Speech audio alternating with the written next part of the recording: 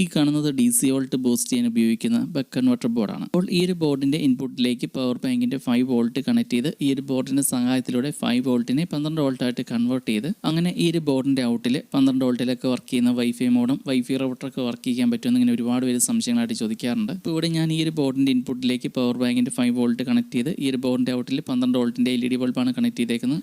അതുപോലെ ഞാനിവിടെ ഈ ഒരു ബക്ക് കൺവെർട്ടർ ബോർഡിലുണ്ടായിരുന്ന പ്രീസെറ്റ് മാറ്റിയിട്ട് ഇതിൽ ഓളിംഗ് കൺട്രോളാണ് കണക്ട് ചെയ്തേക്കുന്നത് ഉപയോഗിക്കാൻ എളുപ്പത്തിനായിട്ട്.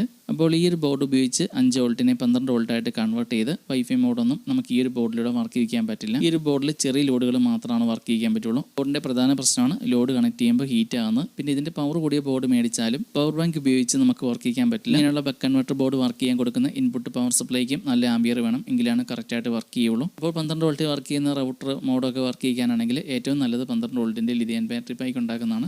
അപ്പോൾ ഈ ബക്ക് കൺവെർട്ടർ ബോർഡിൻ്റെ വീഡിയോ കാണാൻ താല്പര്യമുണ്ടെങ്കിൽ നമ്മുടെ യൂട്യൂബ് ചാനൽ നോക്കിയാൽ മതി. അതുപോലെ ഉടനെ തന്നെ നമ്മൾ 12 വോൾട്ടിൻ്റെ വൈഫൈ മോഡലിനൊക്കെ ഉപയോഗിക്കാൻ പറ്റുന്ന ബാറ്ററി പാക്ക് ഉണ്ടാക്കുന്നതായിരിക്കും. അതുപോലെ ഇങ്ങനെയുള്ള ബക്ക് കൺവെർട്ടർ ബോർഡ് 2 ടൈപ്പ് ഉണ്ട്. ഒന്ന് വോൾട്ടേജ് സ്റ്റെപ്പ് അപ്പ് ചെയ്യാനും ഒന്ന് വോൾട്ടേജ് സ്റ്റെപ്പ് ഡൗൺ ചെയ്യാനും. അപ്പോൾ ഇങ്ങനെയുള്ള ബക്ക് കൺവെർട്ടർ ബോർഡിൻ്റെ വീഡിയോ കാണാൻ താല്പര്യമുണ്ടെങ്കിൽ നമ്മുടെ ഈ യൂട്യൂബ് ചാനൽ നോക്കിയാൽ മതി. ടെക് ഓട്ടോമോട്ടീവ് 2.0 ഈ ചാനലിൽ ഫുൾ ഡീറ്റെയിൽ വീഡിയോ ഉണ്ട്.